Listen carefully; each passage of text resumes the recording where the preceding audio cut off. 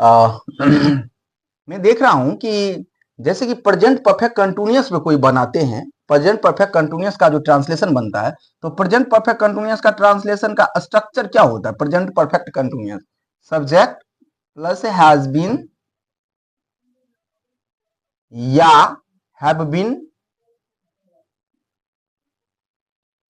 Plus verb का चौथा रूप V4 प्लस ऑब्जेक्ट प्लस 4 या सिंस प्लस टाइम, यही होता है बनाने का नियम।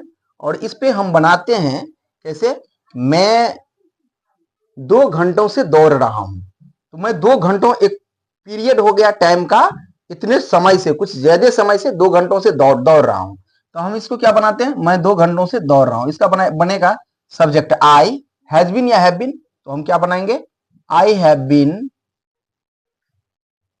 दौड़ना का चौथा रूप, रनिंग का चौथा रूप,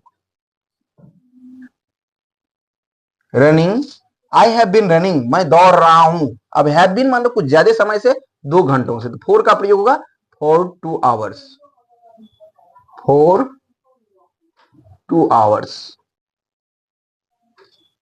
आवर्स एज साइलेंट है, आवर्स कहेंगे, ये इसको हावर्स नहीं कहेंगे। और जैसे यदि इसको हम अंग्रेज जैसे बोले तो कैसे बोलेंगे?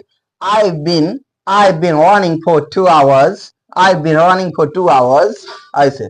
तो इसको पहले कम से कम सिंपल भी आप सीख ले, बेसिक में भी सिंपल भी सीख ले तो चलेगा। I have been running for 2 hours, ठीक है, ऐसे होता है। अब अगर यदि रहे कि मैं 3 दिनों से बीमार हूं, तो इसका ये नहीं होगा कि मैं 3 दिनों से बीमार हूं, आई हैव बीन ईलिंग 3 दिनों से, फॉर 3 डेज, फॉर 3 डेज, तो इसका ये नहीं होगा, ये अगर लिखेंगे तो गलती हो जाएगा।